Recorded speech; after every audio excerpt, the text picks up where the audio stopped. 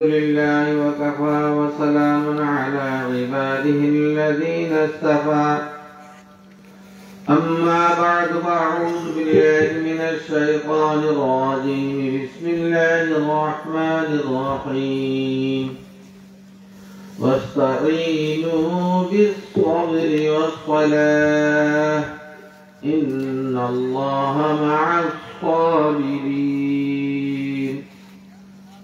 صدق الله مولانا العظيم اللهم صل على سيدنا محمد النبي الأمي وعلى آله وسلم تسليما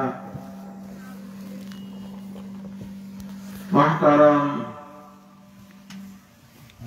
दोस्तों और अजीजों আজকে ব্যক্তিগত জীবন থেকে নিয়ে পারিবারিক জীবন, সামাজিক জীবন, রাষ্ট্রীয় জীবন, মুসলমানদের অবস্থা সব পেরেশানির মধ্যে আছে। কথা ঠিক না ঠিক বলেন? কচু কাটার মতো কাটছে সারা বিশ্বে, একমাত্র মুসলমান। নির্যাতন হচ্ছে একমাত্র মুসলমানদের উপরে। সারা মুসলিম বিশ্বে দাও দাও করে মুসিবতের আগুন চলছে। আজকে এই অবস্থায় আমাদেরকে নির্ধারণ করতে হবে এই আগুন থেকে নাজাতের ব্যবস্থা কি। আমি যে আয়াতে কারিমা তেলাওয়াত করেছি, শুধু এই আয়াতে কারিমা তাফসীর করতে গেলে কমপক্ষে 3-4 দিন লাগাতার দরকার। আমি শুধু আয়াতের প্রথম আর মধ্যাংশের আংশিক কিছু আলোচনা আপনাদের সম্মুখে রাখব।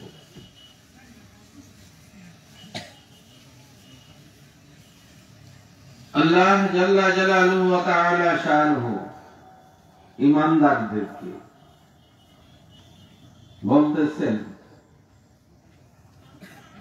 তোমরা আমার কাছে সাহায্য প্রার্থনা করো। একটু হলো সবর আর একটু হলো সালাত, নামাজ।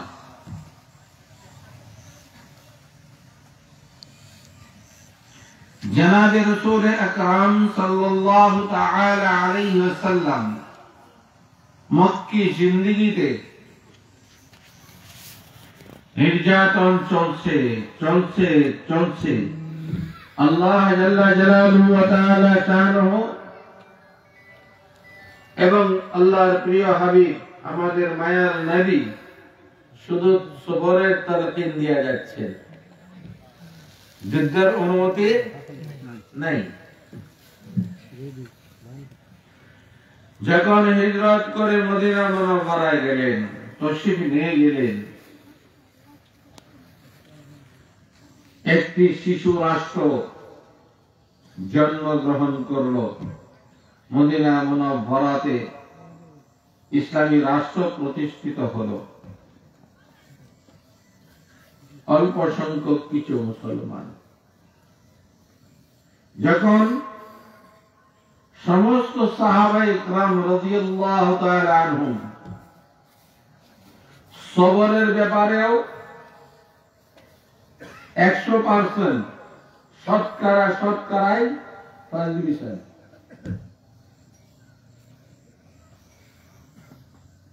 কথা বুঝতেছেন কিনা?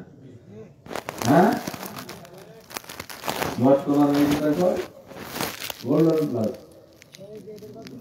বর্তমানে পরীক্ষাতে যারা সবচেয়ে উপরে পাস করে তারা কি কর? Golden plus. শিশু থেকে বৃদ্ধ পর্যন্ত, নারী থেকে পুরুষ পর্যন্ত সকলে গোল্ডেন প্লাস। সবরের মধ্যে এবং নামাজের ব্যাপার।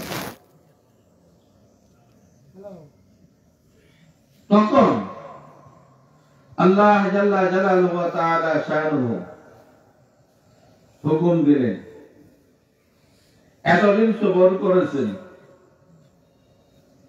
আর আমার কাছে সাহায্যের জন্য সবর আর সালাতের ঘটনা ঘোষণা করেছিলেন, এই দুইটির মাধ্যমে আমার কাছে সাহায্য চান।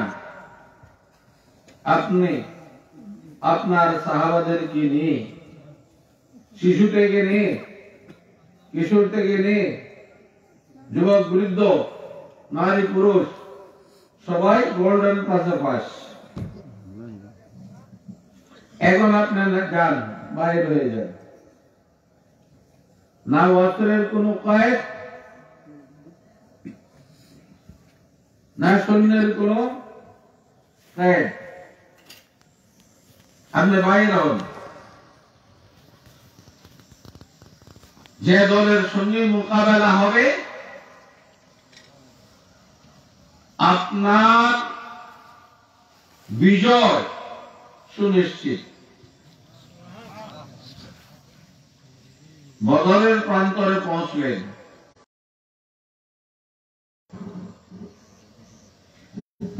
হাতে না আছে অস্ত্র, গায়ে না আছে বস্ত্র, পেটে না আছে অন্ন,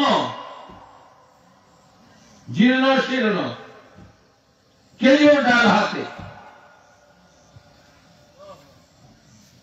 সবচেয়ে বিশ্বের তখন মনে করেন আরব জাহানের সবচেয়ে শক্তিশালী সেনাবাহিনী, প্রশিক্ষণ প্রাপ্ত, অস্ত্রে শস্যে সজ্জিত, উট, ঘোড়া, ডাল, তলোয়ার, তীর, বর্ষা, যা প্রয়োজন ওই সময় অনুযায়ী অত্যাধুনিক যা অস্ত্র সৈন্য ভরপুর 1000। আল্লাহ তাআলা দেখিয়ে দিলেন এই উম্মতের সবচেয়ে বড় ফেরাউন আবু জাহেলের মতো বীর পুরুষ কাফেরদের আনসারী দুইজন কিশোরের হাতে লাঞ্ছিত হয়ে জাহান্নামে পৌঁছল। কয়েক মাস, কয়েকদিন নয়, কয়েক ঘন্টার ব্যবধান। আব্দুর রহমান ইবনে আউফ রাদিয়াল্লাহু তাআলা আনহু বলেন, যাচ্ছি ময়দানে ঢুকছি, মাজার মুআওয়াজ, দুই বাচ্চা আমার দুই পাশে। আমি শঙ্কিত, আমি নিজেকে সামলাবো, কুফারদের মোকাবেলা করব না এই দুই বাচ্চাকে সামলাবো, এই চিন্তা করছি। দুই বাচ্চা দুজন আমাকে দৌড়ে বলে, চাচা আপনি কি আবু জাহেলকে চিনেন? বাবা তোমরা বাচ্চা মানুষ, আবু জাহেল দিয়ে কি করবে?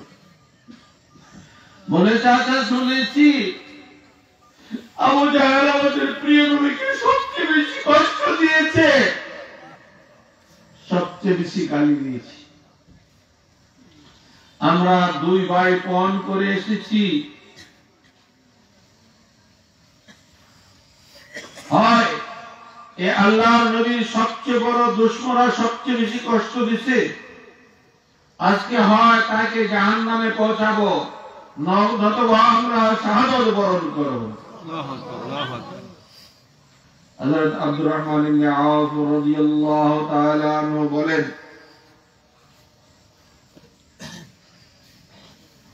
এই কথাবার্তা চলছে, আবু জাহেল কাফের বাহিনী আগে আগে বড় ঘোড়ার উপরে সওয়ার হয়ে আসতেছে। আমি বলতে দেরি, এই সিংহের বাচ্চা দুটি বাজ পাখির মতো উড়া দিয়ে যাইতে বিলম্ব হয়নি। যখন আমি ইসরায়েলে বললাম, বাবা ওই যে আগে আসতেছে বড় ঘোড়ার মধ্যে ওই উম্মতের ফেরাউন আবু জাহেল। দুই ভাই দৌড় দিচ্ছে,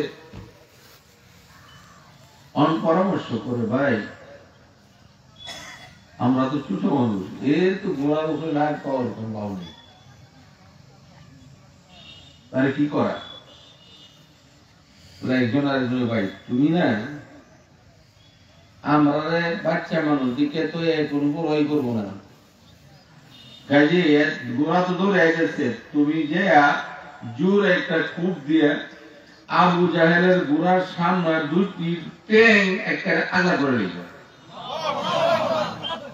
আবু জাহেল করবো আর আমি দিব আবু জাহেলের গাড়ির মধ্যে কূপ।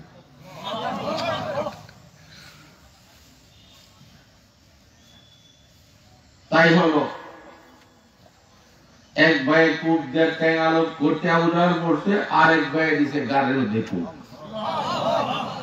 বাচ্চা মানুষ তো গলার আগলা করতে পারছে না, তো লোয়ার আগে মাটির মধ্যে গাড়িয়া করছে। আমি সেই ইতিহাসের দিকে যাচ্ছি। কয়েক ঘন্টার মধ্যে কাফেরদের আবু জাহেল সহ 70 জন বড় বড় কাফেরদের লিডার জাহান্নামে পৌঁছে গেল। 70 জন বন্দী হলো, বিজয় হলো। অপরদিকে উহুদের ময়দানে মুসলমানদের সৈন্য সংখ্যাও অনেক বেশি হয়েছে, অস্ত্র আছে, যুদ্ধে বিজয় হয়েছে। বিজয়ের পরে আবার এমন বিপর্যয় নেমে আসলো, 70 জন সাহাবায়ে কেরাম শহীদ হইলেন, শত শত আহত হইলেন। স্বয়ং রাহমাতুল লিল আলামিন সাল্লাল্লাহু আলাইহি ওয়াসাল্লাম এমন আহত হলেন, দান মোবারক শহীদ হয়ে গেল।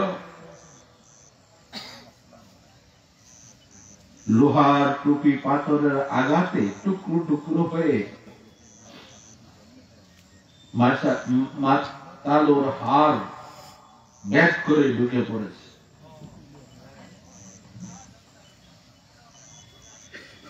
সেই টুকরোটি বলতে যে সাহাবায়ে কেরাম রাদিয়াল্লাহু তাআলা আনহুমদের দান মোবারক শহীদ হয়েছে।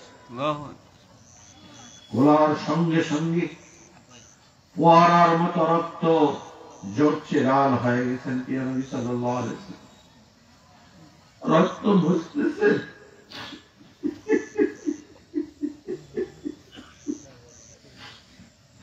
আর বলতেছেন, এই উম্মতের কি অবস্থা হবে যারা তাদের নবীকে রক্তাক্ত করে ফেলে। আমার প্রিয় মুর্শিদ শাইখুল আরব ওয়াল আজম আরব বিল্লাহ হযরত মাওলানা শাহ আহমদ সাহেব রাহমাতুল্লাহ আলাইহি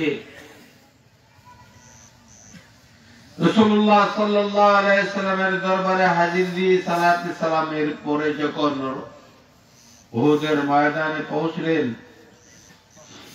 তখন কেঁদে কেঁদে বলতেছিলেন, সারা বিশ্বের থেকে আহবাবরা উপস্থিত হয়েছিলেন, মাইক শুনেছিল, হযরত কেঁদে কেঁদে বলতেছিলেন, এই যে দেখো সাহাবায়ে কেরাম শুয়ে আছে, এই দিনের জন্য গলা কেটে হযরত হামজা রাদিয়াল্লাহু তাআলা আনহু টুকরো টুকরো হয়ে কান দিয়েছেন, চোখ দিয়েছেন, নাক দিয়েছেন, কলিজা সিনা পেরে কলিজা পেপর বাহির করে নিয়ে গেছে, দিল বাহির করে নিয়েছি পাইছে।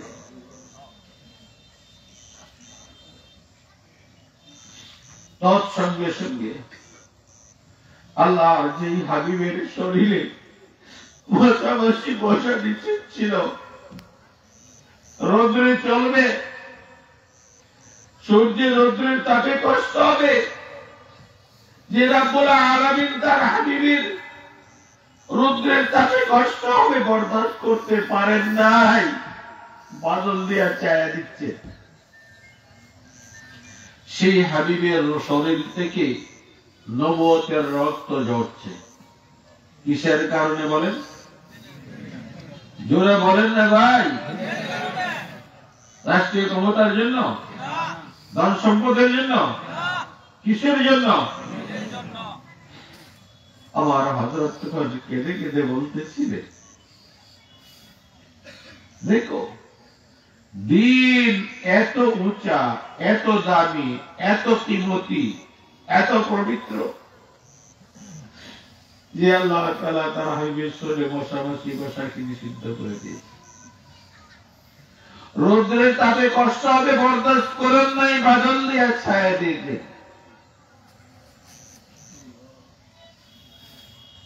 সেই আল্লাহর হাবিবের শরীর থেকে যে দিনের জন্য রক্ত ঝরেছে, রক্ত ঝরে দিন আমার নিকটে আমানত রেখে গেছেন।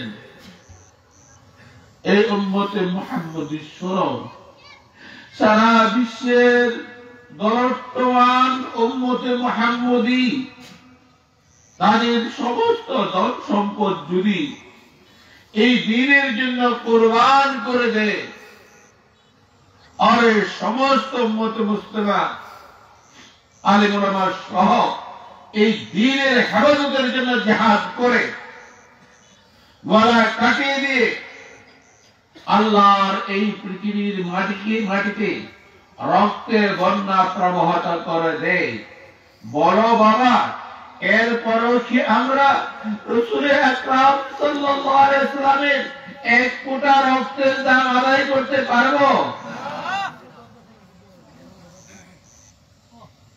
আল্লাহ তুমি মেহেরবানি করে এই দিনের জন্য আমাদেরকে কবুল করো। বলতেছিলাম মেরে ভাইয়ার আজিজ, এখানে কেন বিজয়ের পরে এত বড় বিপর্যয় মুসলমানদের উপরে যদিও শেষ পর্যন্ত বিজয় হয়েছে, কিন্তু আজকের এই বিপর্যয় কেন আসলো?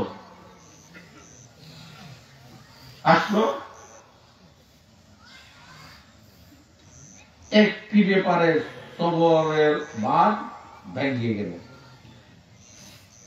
সবরের প্রকার বর্ণনা করা সম্ভব নয়।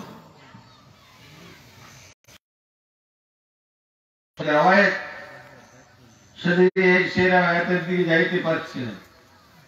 একটা হলো ইবাদতের উপরে সবর, মুসিবতের উপরে সবর, গুনাহ থেকে বেঁচে থাকার উপরে সবর। ঘটনা হয়েছিল 70 জন সাহাবায়ে কেরামকে আল্লাহ রাসূল দুই পাহাড়ের চিপার একটা রাস্তা ছিল,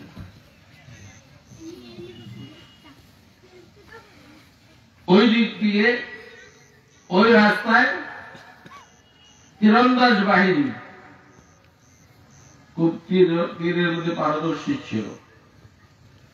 তাদেরকে বলে দিলেন, তোমরা এই জায়গা থেকে সরবে না, নড়বে না যতক্ষণ পর্যন্ত আমার দ্বিতীয় হুকুম না আসে।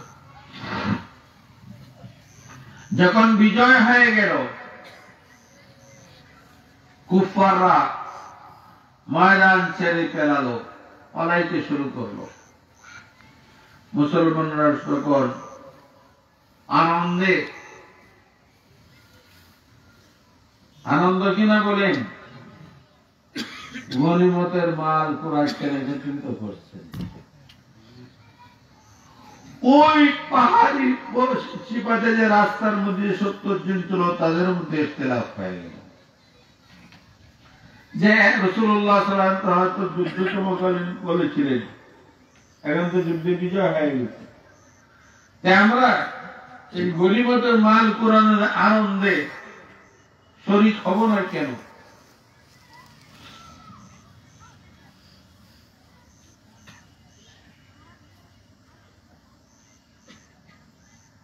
এখানে কথাটা স্মরণ রাখেন এই প্রশ্নটার মধ্যে। জাহান্নামের অন্যদিকে চলে গেছে। বদরের যুদ্ধের বিজয়ের পর আল্লাহ জাল্লা জালালুহু ওয়া তাআলা শানুহু বদরি সাহাবাদেরকে ডাক দিয়ে বলতেছেন, হে আমার প্রিয় নবীর সাহাবাগণ, শোনো,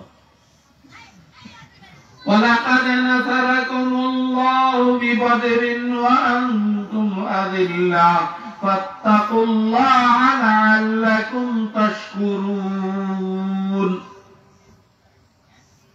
লাইট মারতেছে না ফটো তুলতেছে মোবাইলে? ওই ক্যামেরাতে বড় করে বড় ফটো তুলছি কিনা? এই ভলান্টিয়ার যারা আছে ফটো ধরে থাকে, ধরো, খবরদার দূর থেকেও যেন এমার্জেন্সি ও ফটো না তুলতে পারে। আমার প্রিয় নবী সাহাবাগণ, তোমরা যখন বদরের ময়দানে কাফেরদের মোকাবেলা যুদ্ধে অবতরণ করেছিলে, বলতে গেলে তোমাদের কোনো শক্তি ছিল না। আমি তোমাদেরকে সাহায্য দান করে বিজয় দিয়েছি।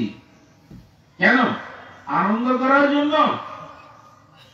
না না না না, এই জন্য বিজয়ের নিয়ামত দান করছি। ফাত্তাকুল্লাহ, যেন তোমরা সমস্ত গুনাহকে পরিত্যাগ করে মুত্তাকি হয়ে যাও।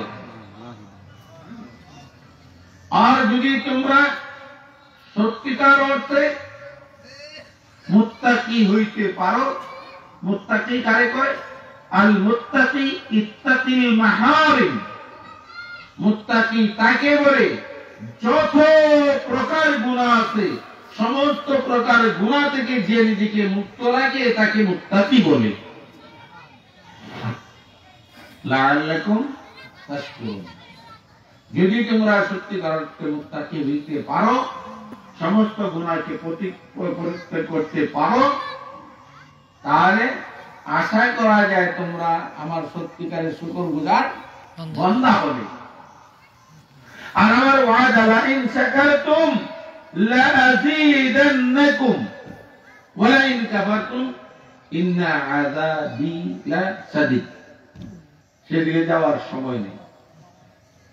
আল্লাহ পাঁচটা তাকিদ দেয়া বলতেছে, যদি গেলে একটু নাশুকরি করো, তাহলে জেনে রাখো অবশ্যই অবশ্যই অবশ্যই অবশ্যই আমার আযাব অত্যন্ত কঠিন।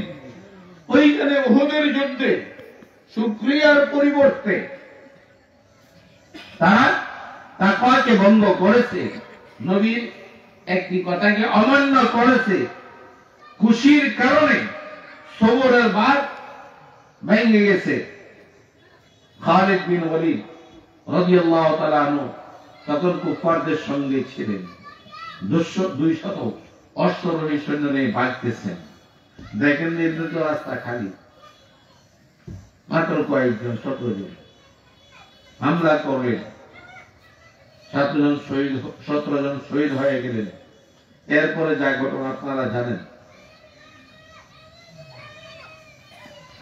এই জন্য আমার ভাইয়েরা, সালাতের ব্যাপারে বিস্তারিত আলোচনা করা সম্ভব নয়।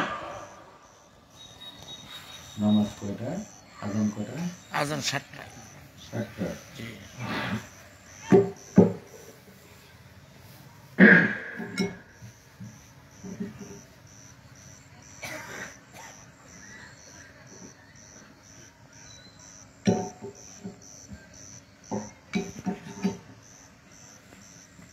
মান তারাকা সালাত ফামান হাদামা দিন, আও কামা ক্বালা আলাইহিস সালাতু ওয়াসসালাম। যে নামাজকে ছেড়ে দিল সে দিনকে দাফন করে দিল। যারা ফাজাইলের নামাজ তালিম করেন, তাবলীগে যান, তারা পড়েছেন যে এক ওয়াক্ত নামাজকে ধ্বংস করলো সে যেন তার পরিবার পরিজন বাড়িঘর সহ মাল ধন দৌলত সব। আচ্ছা, আমি হাদিসের কথাটা বোঝার জন্য স্বাভাবিক কথা বলতেছি। বুঝার জন্য এরকম দেখাইতেছি আয়া তার বাড়ি ঘর ভাঙ্গা আগুন জ্বালাইয়া মাল সব লুট করিয়া বাড়ি ঘর ভাঙ্গা চলে জ্বালায় ধ্বংস করছে আর পরিবারের লোক সব মারি দিয়েছে। সমস্ত দুনিয়ার মানুষ এসে আফসোস করবেন কিনা করবেন না? আস্তে আস্তে বলে আফসোস করবেন কিনা করবেন না? আল্লাহ রাসূল বলতেছেন আমার কোন উম্মতি যদি এক ওয়াক্ত নামাজকে ছেড়ে দিল সে যেন ওইরকম তার আওলাদ বাড়ি ঘর বিবি সব এরকম ধ্বংস হলো। কিন্তু এরকম একটু আফসোস কি আসে? বলেন না বাবা, আসে? আসে। আর চলেন শীতের দিন আগুন তাবাইতেছে, মানুষ না একটা কুকুরের বাচ্চা তুলছে না, শুধু একটা কুকুরের বাচ্চা এসে দৌড়ায় এসে লাফতে আগুনের মধ্যে পড়ছে। আমি ইসমাইল আগুনের কাছে দাঁড়ানো। এই অবস্থায় যদি আমি কুকুরের বাচ্চাটাকে আগুন থেকে না ফিরাই তখন আপনারা কি জবাব দিবেন? কি বলবেন? কি ফতোয়া দিবেন? পিসার আলেম জানা মুসিদে তার সামনে কুত্তার বাচ্চারা আগুনের মধ্যে বলবো আরে দৌড়িয়ে ফিরাইতে পারছি না, হাতে ধরতে পারছি না, লাঠি দেও ফিরাইতে পারলো না। কথা বলবেন কিনা বলবেন না? বলেন। আরে এই কুকুরের বাচ্চাটা আগুনে পুড়ে পুড়িয়ে মরা যত সত্য তার চেয়ে দ্রব্য সত্য এক ওয়াক্ত নামাজের জন্য ৮০ ওয়াক্ত জাহান্নামের আগুনে জ্বলবে। নিজের সন্তান নামাজ পড়তেছে না, এই জন্য কি দিলে কোনো ব্যথা হচ্ছে? আরে বলো বাবা, যারা এখানে আসো, নিজের ছেলে মেয়ে সহি করে কোরআন শরীফ পড়াইছো, নামাজ শিখাইছো, নামাজি বানাইছো, পরীক্ষা নিলে কয়জন বাবা পাস করবা? ইয়াউমা লা ইয়ানফাউ মালুন ওয়ালা বানুনা ইল্লা মান আতাল্লাহ বিকলবিন সালিম। আমি সেদিকে যাচ্ছি না। আরেকটি হাদিস আপনারা পড়েছেন, তালিমও শুনেছেন। আমার মনে হয় এরকম একজন মুসলমান খুব কম বাকি আছে যারা শুনছে না।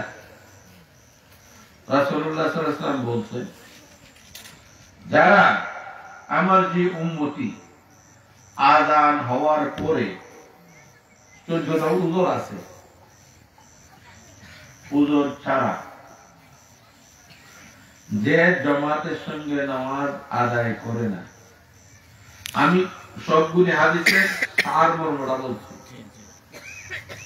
যে লাকড়ি কুড়াইয়া লাকড়ি চতুর্দিকে দিয়া আগুন লাগায় তার বাড়িঘর পুড়িয়ে দিয়া মনে হয়।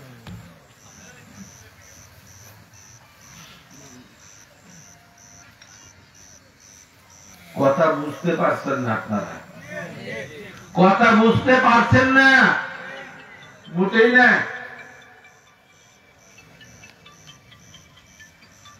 আল্লাহ রাসূল কারী বলেন, যারা জামাত ছেড়ে দেয়, শুকনো লাকড়ি দিয়ে চতুর্দিক দিয়ে লাকড়ি জয়া আগুন দিয়া তার বাড়ি ঘর জ্বালায় দাও। আমার মনটাই চায় জ্বালেন না। প্রকৃত পক্ষে মুসলমান নামাজি যারা বিনা কারণে জমাত ছেড়ে দেওয়ার কারণে প্রথম আগুন লাগছে তার দিলে, প্রথম আগুন করে লাগছে অশান্তি, সে শান্তি পাবে না। কারণ আল্লাহ রাসূল আগুন লাগানোর কথা বলছেন, তুমি জমাত ছাড়ছো, প্রথম আগুন তো তোমার অন্তরে লাগছে।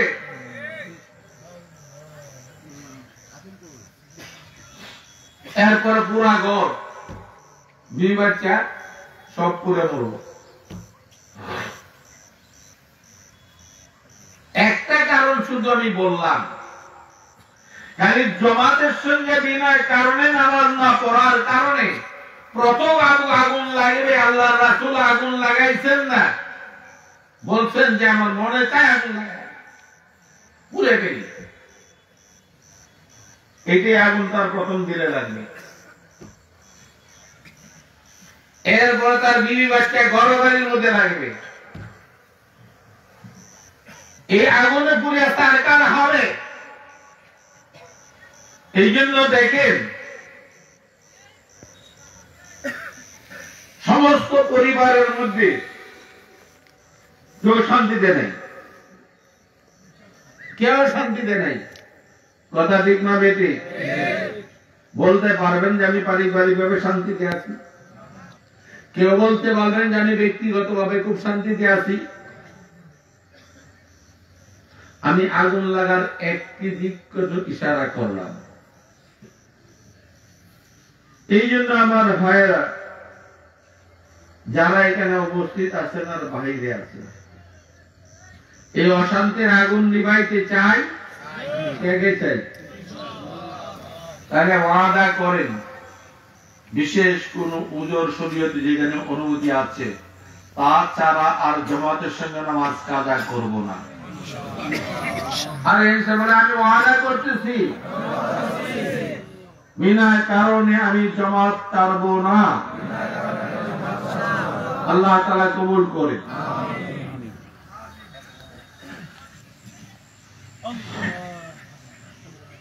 এই নামাজের দিকে এখন আসেন।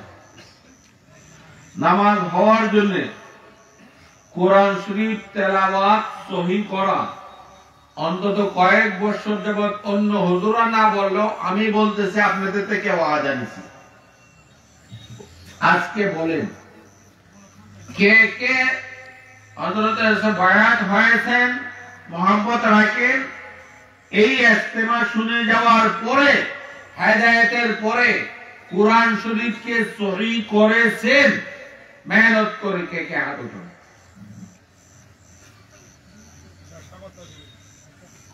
এই কি পীর মুরিদি? এই কি পীর মুরিদি?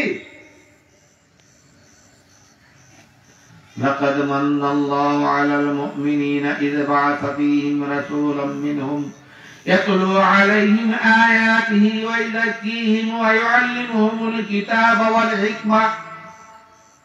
সারা জিন্দি বারবার জিকির করে মুরাকাবা করে আরশ হচ্ছে যাও, কিচ্ছু লাভ হইতো না। কোরআন শরীফ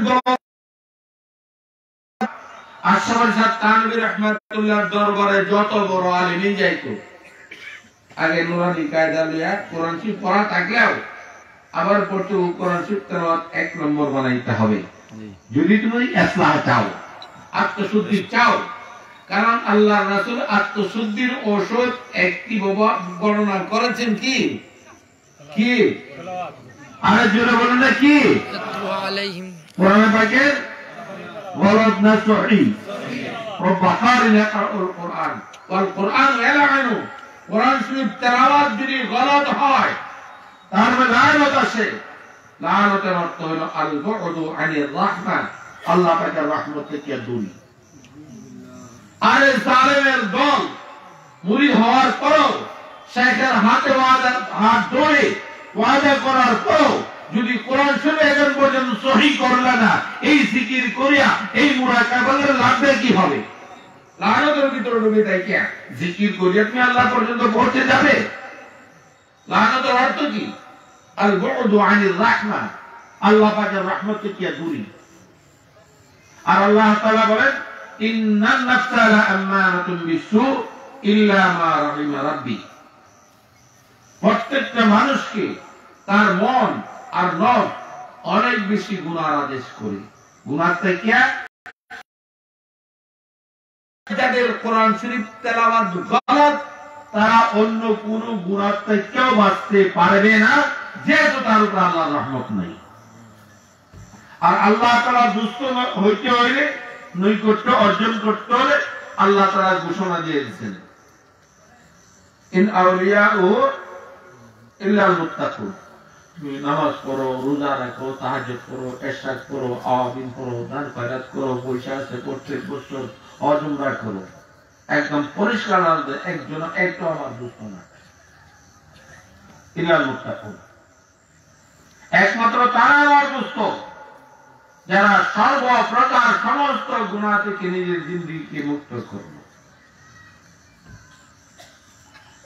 আমায়াত্তাকিল্লাহ ইয়াজআল লাহু মিন আমরিহি ইউসরা, তোমার বিপদ আপদ কামটা আটকে গেছে, আমার কাছে জাদুঘর দিয়া ব্যবসার পান আটকে যাচ্ছে, রিজিকের মালিক কি জাদুঘর না আল্লাহ?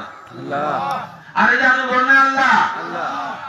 তাহলে তুই জাদুঘরে আল্লাহর উপরে সিধে বসায় দিবে।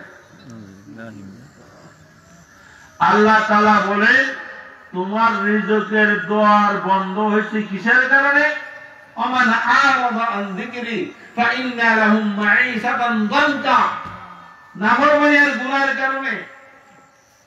শোনো, ওমান ইয়াত্তাকিল্লাহ ইয়াজআল লাহু মিন আমরি ইউসরা, যদি গুনাহকে পরিত্যাগ করতে পারো, মুত্তাকি হইতে পারো, তোমার সমস্ত বাধা দূর করে তোমার সমস্ত কাজকে আমি আল্লাহ হুকুম দিয়ে দিয়া সহজ করে দিব। অসুখ বিসুখ, বিপদ আপদ, দুশমনের আক্রমণ, শোনো, আমায়াত্তাকিল্লাহ ইয়াজআল লাহু মাখরাজা, খালি তাকওয়া গ্রহণ করে দেখো, গুনাহ ছাইরা দেখো, কোন শত্রু তোমার দ্বারের কাছে আসতে পারবে না। কোন আপদ বিপদ অসুখ বিসুখ যা আছে আমি আল্লাহ তাআলা ওয়াদা করতেছি সব দূর করে দিয়া শান্তি রাস্তায় তুলে দেব। মানে আমিলা সালিহান মিন যাকারিন আও উনসা ওয়া হুয়া মুমিনুন ফালানুহইয়ান্না হায়াতান তাইয়্যিবা, আরে দুনিয়াতে তোমাকে মজাদার জিন্দেগি দান করব। ইন্নাল্লাযীনা আমানু ওয়া আমিলুস সালিহাতি কানাত লাহুম জান্নাতুল ফিরদাউসিন নুজুলা, আর আখিরাতে তোমাদের জন্য জান্নাতুল ফিরদাউস মেহমানের জন্য আমি প্রস্তুত করে রেখেছি। তাকওয়া গ্রহণ করো, ওয়ায়ারযুকুহুম মিন হাইসু লা ইয়াহতাসিব। আরে মন্ত্রিত্ব, এমপি হওয়ার মধ্যে, চেয়ারম্যান হওয়ার মধ্যে, মেম্বার হওয়ার মধ্যে, অফিসার হওয়ার মধ্যে সম্মান নেই, আসেনি? আজকে ফুলের মালা, কালকে জুতার মালা। আল্লাহ বলেন যদি শান্তি সম্মান চাও তাহলে রাস্তা একটাই, ইন্না আকরামাকুম ইনদাল্লাহি আতকাকুম, যে যত বড় তাকওয়াওয়ালা হবে, যত বেশি গুনাহ থেকে মুক্ত করবে, আমি আল্লাহ দুনিয়া এবং আখিরাতে তাকে তত বেশি সম্মানের অধিকারী করব।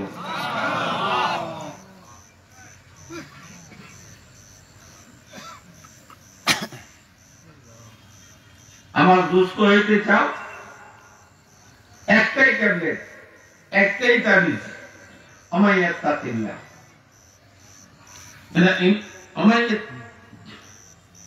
ইন আউলিয়াউহু ইল্লাল মুত্তাকুন আল্লাযীনা আমানু ওয়া কানু ইয়াত্তাকুন। বাস আমার দুষ্ট হইতে চাও, ঈমানের পরে একটা কাজ, গুনার কাজ করো না। এই জন্য সবগুলি গুনার বিস্তারিত আলোচনা করা এখন সম্ভব নয়। এজমালি ভাবে যারা অবস্থিত আছি তারা মেরে ভাইয়ার আজ সমস্ত গুনাহ ছাড়ার জন্য প্রস্তুত আছি,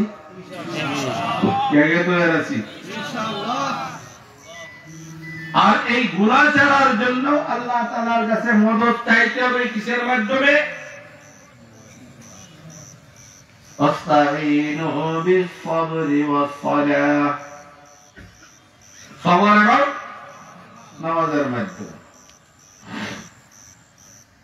আল্লাহ তাআলা ঘোষণা করেছেন ইন্নাস সালাতা তানহা আনিল ফাহশাই ওয়াল মুনকার।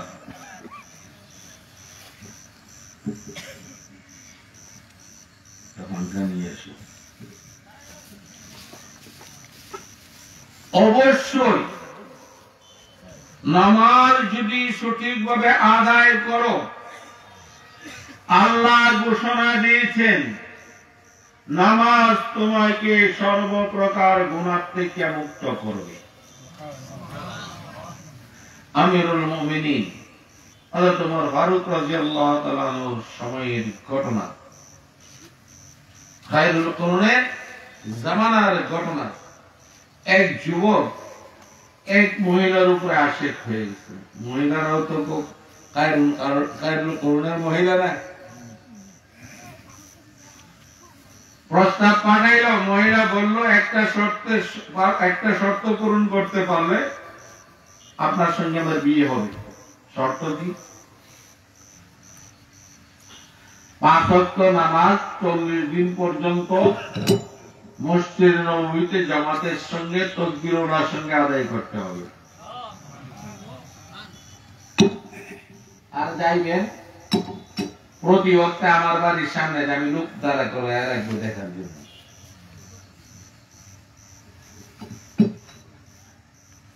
এটা কোন শর্ত হইল? একবারে সবার আগে গিয়ে মসজিদে বসে দেখবা, সবার পরে বাড়ি হয়ে বাড়ির সামনে যাইতে শুরু করছে। আর 10 দিন গেছে পরে একবার এই রাস্তাতে আরেকবার অন্য রাস্তাতে যায়। 20 দিন গেছে পরে আর এই রাস্তায় আসে না। 20 দিনের একটা গুরুত্ব আছে। এখন বুঝাইতে গেলে তো সময় আমি আসল কথা দিয়ে যেতে পারবো না, কই ফেলাই। সমস্ত জাহান্নামীদেরকে জাহান্নামে দেওয়ার পরেও জাহান্নাম চিৎকার করবে। বুখারী শরীফের হাদিস, আলমিন মাজিদ আলমিন, আল্লাহ আমার পেটটা পড়ছে না, আরো দুজখী আছে। আল্লাহ তাআলা কি যাদের গুনাহ নাই এরা জাহান্নামের পেট ভরাইবেন? হ্যাঁ, ওয়াজা কাদামা ইবনে জার আসকালানি, বদরুদ্দিন আইনি, সমস্ত আকাবেররা আর ব্যাখ্যা করেছেন আল্লাহ তাআলা ওয়াজা কাদামা হলো আল্লাহ তাআলার নূরের তাজাল্লি জাহান্নামের উপর আছে। আর নূরের বৈশিষ্ট্য হলো ঠান্ডা, আর আগুনের বৈশিষ্ট্য কি? গরম। গুনার বৈশিষ্ট্য কি? গরম। এই জন্য যারা গুনাহ করে, দেখো যারা মোবাইলের মধ্যে অশ্লীলতা খেলে সবদের মাথা গরম, পাগল। কোনটি পুরা পাগল, কোনটি কি আধা পাগল। তো যাই হোক, এই দুনিয়াতে প্রত্যেক হেড অফিসের ব্রাঞ্চ থাকে না, শাখা থাকে না? এই দুনিয়াতে প্রত্যেকটা মানুষের নফস হলো জাহান্নামের ব্রাঞ্চ, শাখা। এই জন্য জালালউদ্দিন রুমি রাহমাতুল্লাহ একটা কবিতার একটা মিসরার মধ্যে, একটা পঙ্ক্তির মধ্যে প্রশ্ন করছেন আর জবাব দিচ্ছেন, নারে শাহওয়াত চে কুশাদ। জাহান্নামের আগুন তো আল্লাহ নূরের তাজাল্লি দিয়া যখন আসছেন তো আমরা কাট কাট কাট 3 বার বা 2 বার বলছে, আল্লাহ আমার হেড করছে। অনুরূপ ভাবে বান্দার এই যে বান্দার দিলের মধ্যে যে খায়সাতের আগুন জ্বলতেছে, যত নাফরমানি করো না কেন, যদি মনে করো একবার একটা মেয়ের কুদৃষ্টি করার পরে একবার মোবাইল খুলে মনটা চাইতেছে তার মোবাইলটা কিনছি, যখন একটু ইন্টারনেটটা চালাই একটু দেখি, দিল্লা পাগল হয়েছে একবার দিন। একবার গাড়ি দেখবা তাহলে তুমি আগুনের মধ্যে পেট্রোল ঢালিয়ে দিলা, আর সারা রাত্র আর নিজেকে সামলাইতে পারবে না, দেখতেই থাকবে। হযরত হাকিম রাহমাতুল্লাহ আলাইহি সারা দুনিয়ার সুন্দরীদেরকে দেখে দেবে, এরপরে যদি কানে এসে ভাই ও কেন না আর একটা সুন্দরী, আচ্ছা আচ্ছা আচ্ছা ভাই তাহলে আমি একটু দেখি, এর ব্যাগ করবে না। সেই ব্যাগ করবে কিসের দ্বারাতে? নূরে খুদা। এটার ব্যাখ্যা জালালউদ্দিন রাহমাতুল্লাহ আলাইহি আরেক কিচ্ছাটা করাইছেন, সেই দিকে যাওয়ার সময় নেই। দুনিয়াতে হলো সেই ব্রাঞ্চ নফস। যখন তুমি গুনাহ থেকে বাঁচবে, তাকওয়া গ্রহণ করবে, তখন আল্লাহু আকবার। যেমন আল্লাহ তাআলা বলেছেন, আন-নাজরু সাহমুন মিন সিহামি ইবলিস মাসমুমুন। দৃষ্টির গোড়া, এর দিকে দেখো আর ছেলের দিকে দেখো। ছেলের দিকে তাকাইলে যে চোখের জিনা আর হারাম গুনাহ, এটা অনেকেই খবরই নেই। কথা ঠিক না বেটি? হ্যাঁ, একটা কোন ছেলে যদি একটা যুবতী বেগানা মেয়ে লয়ে ঘুরে, এর প্রতি কেউ সন্দেহ করবো না, করতো না? সবাই তেরা চোখে দেখবো। আর পারলে ভাই তুই দুইটা জুতা লাগাইব। আর এমন জুতা না লাগাই দাও যারা গাঞ্জা ঘুরাছে, নিশা ঘুরাছে, এরা দুইটা পিঠে হাত দায় করবো, তুই গেলে নাই রে তোর মানে। কথা ঠিক না বেটি? কিন্তু একটা ছেলের লয়ে যদি কেউ ঘুরে সন্দেহ করে, হ্যাঁ, অথচ আল্লাহ রাসূল বলতেছেন আমার উম্মতের জন্য আমি সবচেয়ে ভয় করতেছি।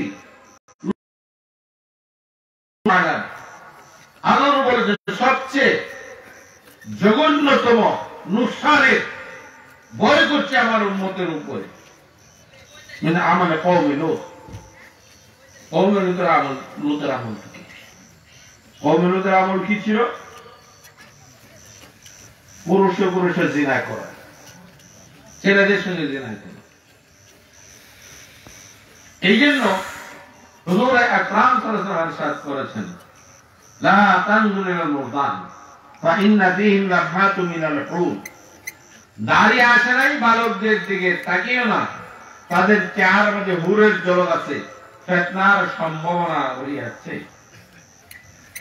ফতোয়া স্বামীর ফতোয়া, আল আমরুল হাসান হুকমুহু কা হুকমিল মারআতি লা ইয়ানজুরু মিন ফারকি ইলা কাদামি। দাঁড়িয়ে আসে নাই এরকম সুশ্রী বালকদের দিকে তাকিও না। তাই এই বালকদের হুকুম, মেয়েদের হুকুম, তার মায়ের মেয়ের দিকে দেখা যেরকম হারাম, এই ছেলেটার উপর মাথার থেকে পায়ের পাতা পর্যন্ত রিচার্জ করা হারাম। দরকার তুমি এর কাছে আলোচ করছো। মাগরিবের নামাজের সময় যখন ঝুঁকি, অনেক হাসিন ছেলে বিছনা লইয়া বসা। হযরত সুফিয়ান সৌরি রাহমাতুল্লাহ আলাইহি শাগিরদেরকে নিয়ে তালিম করছে। একটা আমরুদ ছেলে মাঠে ঢুকছে, হযরত বলেন লাঠি লো, দৌড়া। আমি দেখতেছি এই সালিকিনদের আর হাদিস পড়নেওয়ালাদেরকে ধ্বংস করার জন্য এই একটা মেয়ের সঙ্গে তাকে দুইটা শয়তান, একটা সামনে আর পিছনে। আমি আমরুদের সঙ্গে 12টা শয়তান 10টা শয়তান ঢুকতে দেখতেছি, লাগিয়ে দৌড়া।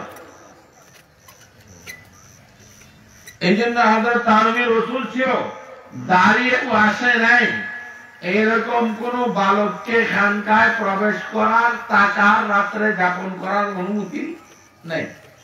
বাইর ওদেরকে বুঝছে দাঁড়িয়ে উঠছে না, বাচ্চা নিয়ে যারা আছে বাপের সহকার থেকে বাইর করে যে বাড়িতে রাখি এত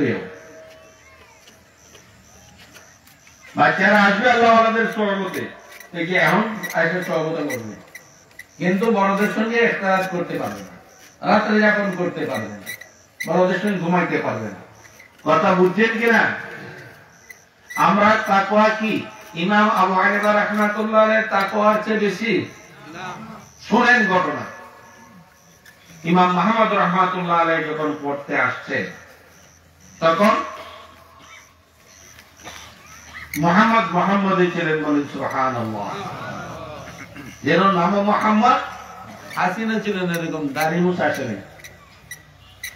যখন এসে দরখাস্ত করছে, ইমাম সাহেব রাহমাতুল্লাহ মাতারা নিচে করলেন, বাবা আচ্ছা আসছো তো খাস করে পড়ার জন্য, একটা শর্ত যদি মানো তাহলে পড়তে পারো। জি হযরত। আবার সামনে বৈশা পড়তে পারবে না, পিছনে বৈশা পড়বে।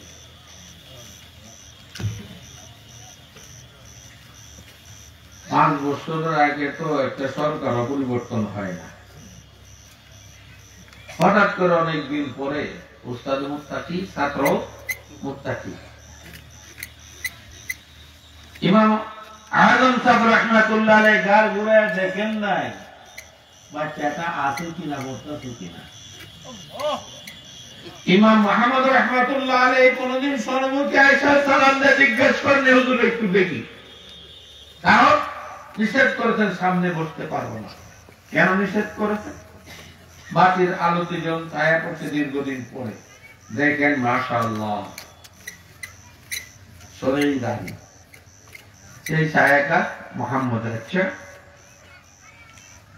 এইটা বোধ স্বামীর মধ্যে আজকে আমাদের আকাবাররা বকরের সঙ্গে দেখতেছেন।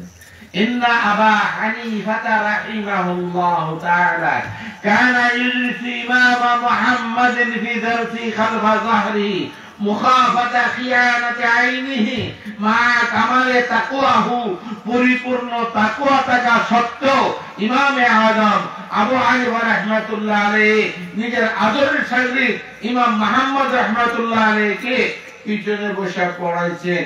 কেন? চোখের খেয়ানত হয়ে যায় এই বয়ে। আমরা এমন হিসাব দেখি সাক্ষী, আমরা এই বাচ্চাদের তাদের টেন্টি পাইলেও কি হয় না, কি নাই, ভয় নেই, খেয়ালতের ভয় নেই। মাদ্রাসাগুলিতে সবাদ গেলে বলতে হবে, এই ফেতনা ব্যাপক শুরু হয়ে গেছে। এই কচি বাচ্চারা বিশ্বাস বক্তার ফায়ার লাগে, মাঝে তেল লাগাই বেলা তিনবার লাগি মিয়া, এই বাচ্চারা দিস কলেজের আটকি নরম আরাম পাইলে যেন বলে নাউযুবিল্লাহ, আর যেন বলে নাউযুবিল্লাহ। অর্থাৎ তার অভ্যাস আছে, মজা লাগে, এরকম বিশ্বাস মজা লাগাইতেছে। এই কয়েকদিন আগে ঘটনা ঘটছে, এক ছাত্র দৌড়িয়ে নিয়ে বদমাইশি করতেছে, ছাত্র ওইটা বাবার বেটা, এটা এখন পুলিশের দৌড়িয়ে নিয়ে এখন হাজির দিতেছে। আরে আরে তো গোল্ড মেডেল দিবার দরকার আছে, এর আছেন যে নুকারার মেশিন আছেন না, নুকারের মেশিনটা লিঙ্গ দিছে কাটতে, বাবার বেটা বেড়াবি করছে। এরকম বদমাইশের শিক্ষা এটাই হওয়া দরকার। হযরত তানভীর রাহমাতুল্লাহ আলাইহি বলেন, ছেলেদের ঘটনারা মেয়েদের ঘটনাতে অনেক বেশি মারাত্মক। কারণ হলো মেয়েদের ব্যাপারে সবাই কি করে সতর্ক থাকে, আর চোখে দেখে দৌড়ে, কিন্তু ছেলেদের ব্যাপারে কেউ কি করে না, সহজে সন্দেহ করে। বাবা, এই যে বাচ্চারা দাঁড়িয়ে আসেন, বাচ্চারা মাথা হাতা নিয়ে গালটা হাতায় উদন যায় না হারাম। একটা যুবতী মেয়ের গালো হাত দিয়ে হাতা নিয়ে উদন যেরকম হারাম, এই এক দাঁড়িয়ে আসে না এরকম বাচ্চার গালটা হাতায় উদন ডাবল হারাম। কারণ হযরত তানভীর রাহমাতুল্লাহ বলেন, একটা মেয়ে কোন না কোন পুরুষের জন্য হালাল, হালাল হয় কিনা হয় না বিবাহ করে, কিন্তু একটা ছেলে কোন পুরুষের জন্য হালাল হবে, এই জন্য ডাবল হারাম। কিন্তু আপনার বাচ্চারা যদি হুজুরে গালো হাতাইয়া সুমা দে, সুমাও দে, আর কুলো জড়ায় ধরে, আপনি খুশি হইবার না, দেখছো আমার ছেলেরা হুজুরে কিরকম আদর করে। আরে আদর করতেছে না, ছেলের জীবন ধ্বংস করতেছে।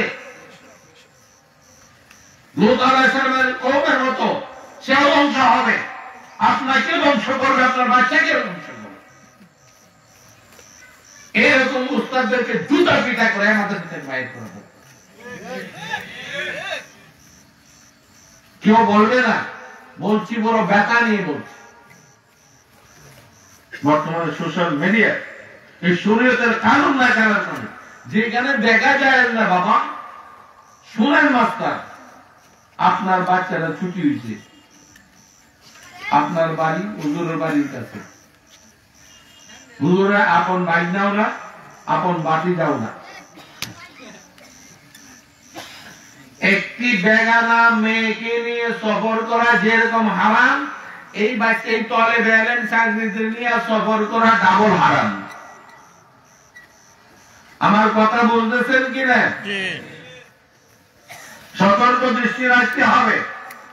ছেলেদের চরিত্রকে ধ্বংস করা যাবে না।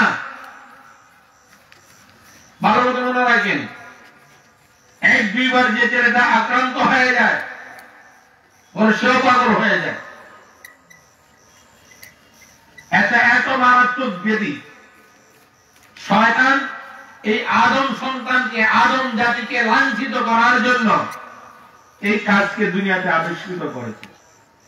হযরত হাকিমুল উম্মাত আশরাফ জাত তানভী রাহমাতুল্লাহ আলাইহি আল-ইলম ওয়াল উলামা লিখেছেন, লূত আলাইহিস সালাম আসার যে কারণে পাঠাইলেন আল্লাহ তাআলা, শয়তান এর আগে এই আদম জাতির মধ্যে এই ধরনের খবিস কাজ করবে কেউ কল্পনাও আসতো না। এক ব্যক্তি আছেন বড় লোকের, আঙ্গুরের বাগান।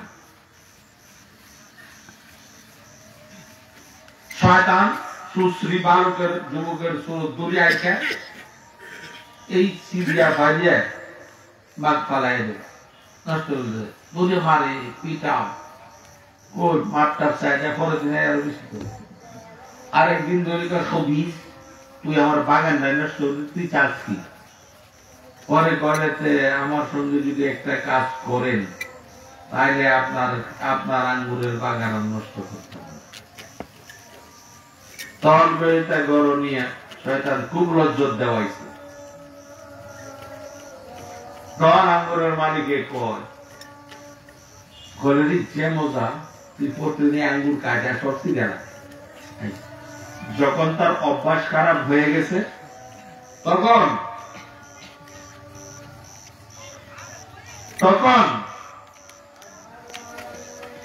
আস্তে আস্তে তার বন্ধু বান্ধবের দাওয়াত দেওয়া শুরু করছে। শয়তান আরো সাথী বাড়াইছে। আস্তে আস্তে যখন কওমিলুতের অভ্যাস খারাপ হয়ে গেছে, শয়তান পালাইছে। তখন এখন পুরুষে পুরুষে আর যুবকদের পিছনে যাচ্ছে। লূত আলাইহিস সালাম আল্লাহ তাআলা পাঠাইছেন এদেরকে ফেরানোর জন্য। কথা তো মানেই না, উল্টা ভাই লূত আলাইহিস সালামকে মারার জন্য শুনলেন। যখন মানুষেরা যেহেতু কাজটা উল্টা, আল্লাহ তাআলা এমন আযাব দিয়েছেন, এই জিবরিল আমিনকে হুকুম করছেন 7 তবক জমির নিচের থেকে জিবরিল আলাইহিস সালামের পাখার একটা কোণাতে উঠাইয়া 5 লক্ষ মতান্তরে 6 লক্ষের বস্তি ছিল আসমান পর্যন্ত উঠাইছেন। কোরআন পাকের মধ্যে বিস্তারিত আল্লাহ তাআলা আলোচনা করেছেন এবং খবিস বলে গালি দিয়েছেন। অনেকেই বলে যে হুজুর এটা শরমের কথা, সবাই আলোচনা কেমনে করে। আরে মিয়া শুনো কান করে, আল্লাহ তাআলা বলতেছেন আতাতুল রিজাল শাহওয়াতাম মিন দুনিন নিসা। এই খবিসের দল, আমি মেয়েদেরকে সৃষ্টি করেছিলাম বিবাহ সাথীর মাধ্যমে হালাল উপায়ে সহবাস করতে, সওয়াব কামাইতে। মেয়েদেরকে চাইবে দেয়া, ছেলেদের সঙ্গে জিনার বদমাইশি করতেছস। আচ্ছা এখন এর চেয়ে কুলিয়া আর কেমনে বলবে আল্লাহ? শরমাইছেন? হ্যাঁ শরমাইছেন। এই শরমাইতে আমরা দেশের এই অবস্থা। দেখেন আল্লাহ তাআলা আলামত এখনো রাখছেন। একটা মানুষ মরে গেছে, লাশের উপরে যদি লাগি দেয় ভাই যায়, তাহলে আপনারা কি করবেন?